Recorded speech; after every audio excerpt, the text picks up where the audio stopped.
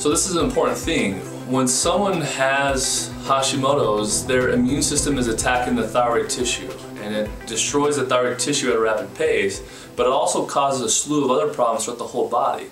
The main mechanism that we're worried about here is the autoimmune response. You know, the thyroid in this case is simply just the victim. And they have a lot of other problems throughout the body as well, physiologically, hormonally, biochemically, and neurologically as well. So it's crucial that we're not just focused on the thyroid. That's just one of the many issues that are really going on in the body here. So by simply removing the thyroid, you're just removing one of the problems. But not only that, you're removing the gland that is the main metabolic gland in the whole body, organ in the whole body. So by doing that, that can create a ton of other problems as well.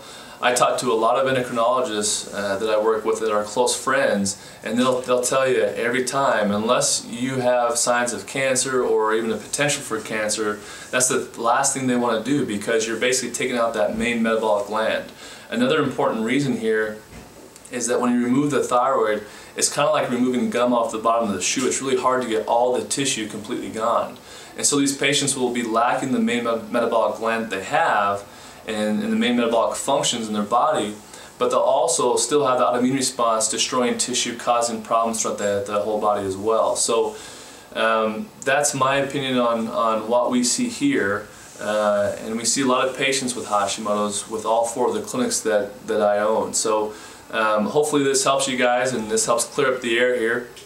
But remember to always focus on, you know, when we're seeing patients, you'd be mortified at some of the patients' stories when they come in here. They have an awful quality of life, and it's simply because nothing's being done to the autoimmune response. Some patients will have it a lot worse. Some patients, it might be dormant and they still feel great, even just on the thyroid hormone.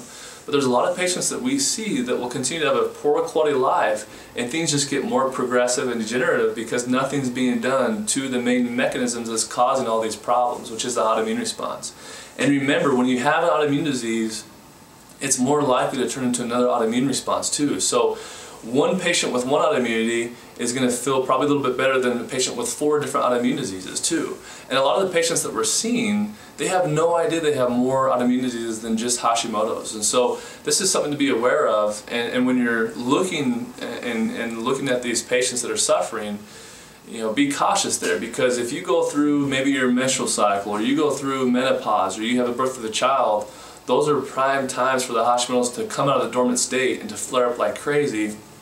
And you might be suffering from some of the same things that they are too. So be cautious, don't be judgmental. These patients are really suffering with a ton of problems. I see it in my office every single day. In fact, I have a book coming out that has 30 different stories of their Hashimoto's patients' lives before they saw us.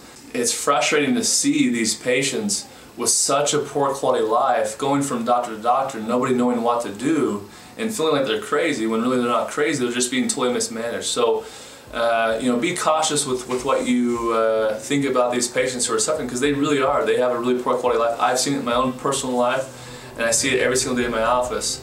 And hopefully these patients can find the right outcome and find the right doctor to help them.